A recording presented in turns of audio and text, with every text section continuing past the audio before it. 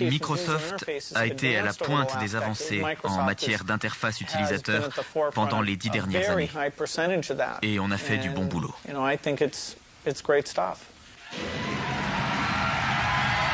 Le 24 août 1995, Bill Gates porte le coup de grâce à ses rivaux. Avec Windows 95, Microsoft fournit ensemble le système d'exploitation et l'interface graphique. Porté par une campagne publicitaire mondiale de 300 millions de dollars, Windows 95 est en passe de devenir le nouveau standard de l'industrie informatique.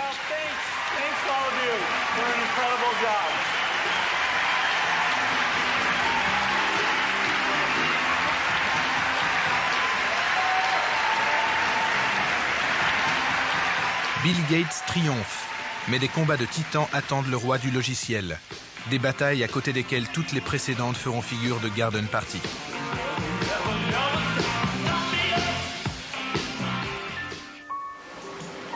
Le succès de Bill Gates se repose sur la domination des systèmes d'exploitation pour ordinateurs individuels. C'est parfait tant que les PC sont des boîtes isolées posées sur des bureaux. Mais aujourd'hui, ces boîtes sont reliées à un réseau mondial, les fameuses autoroutes de l'information. Un PC relié à Internet est à la fois une boîte aux lettres, un téléphone et un téléviseur. Bien entendu, au cœur de tout ceci, on trouve le concept de convergence numérique, c'est-à-dire que toutes les informations, livres, œuvres d'art, films, pourront être accessibles par le biais de ce vers quoi les PC auront évolué. Internet constitue la prochaine vague de la révolution de l'information. Une vague dont même Bill Gates ne peut prévoir la direction. Internet se transforme de mois en mois. Je tire mon chapeau à quiconque est capable de prédire à quoi il ressemblera dans 3 mois ou dans 9 mois. Ce phénomène évolue si rapidement que personne ne peut savoir exactement ce qui va arriver. Bill Gates, cependant, prépare le terrain. Il a noué des alliances avec les plus puissants. En investissant dans le nouveau studio de Steven Spielberg, DreamWorks, et en s'associant avec NBC dans la télévision par câble. Du coup, il se retrouve en concurrence avec d'autres très grands groupes, Murdoch et Walt Disney par exemple. Les temps ont changé depuis les débuts de Microsoft et les adversaires de Bill Gates aussi. Ce ne sont plus les hippies un peu rêveurs des années 70, ce sont des hommes d'affaires aux dents très longues. L'un des plus redoutables est Larry Ellison, qui mise sur Internet, convaincu que les autoroutes de l'information signeront l'arrêt de mort des micros tels qu'on les connaît, et de Microsoft par la même occasion. Bob Cringer, ici Larry Ellison.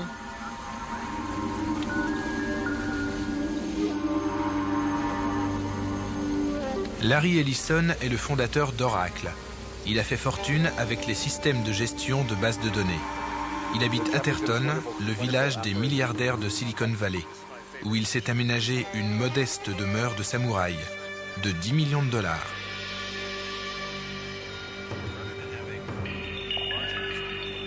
Au bord de son étang japonais, il médite et fourbit ses armes en vue de la grande bataille qui va l'opposer à Bill Gates.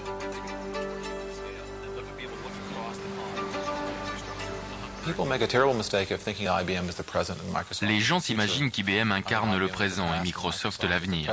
À mon avis, IBM incarne le passé et Microsoft le présent. L'avenir, on ne le connaît pas encore.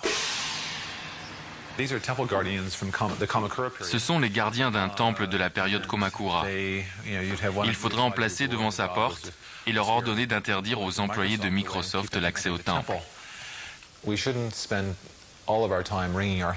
Il n'y a aucune raison de se ronger les sangs à propos de l'hégémonie de Microsoft.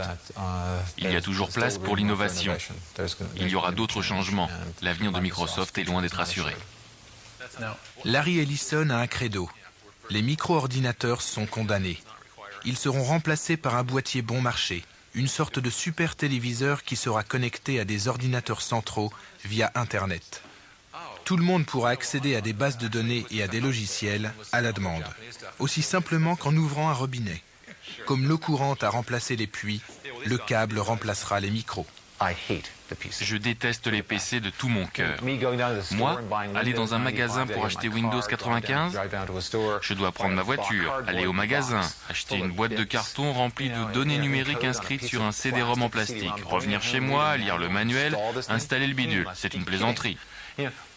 Utilisons un réseau. On ne va pas mettre les données numériques dans un carton, le carton dans un camion, le camion au magasin. C'est absurde. J'adore Internet. Je veux de l'information. Elle peut très bien passer par un câble.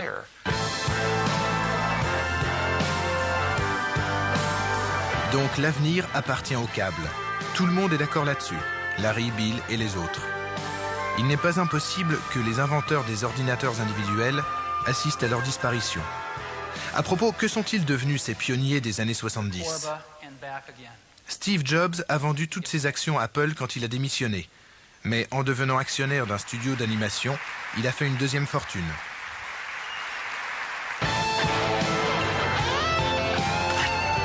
Apple connaît des difficultés et ne joue plus qu'un rôle mineur sur le marché des micros. L'autre fondateur d'Apple, Steve Wozniak, a choisi d'enseigner l'informatique à des enfants d'une dizaine d'années.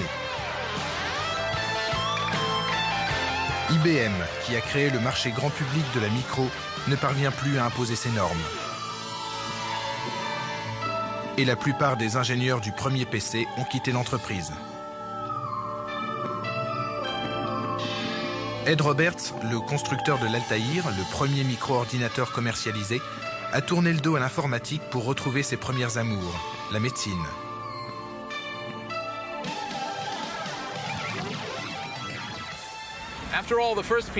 La révolution micro a pris le monde au dépourvu. Même à Microsoft, où on compte des centaines de millionnaires en dollars et au moins 2 milliardaires, on ne s'attendait pas à un tel succès. Pour conclure, je vous propose de méditer cet axiome.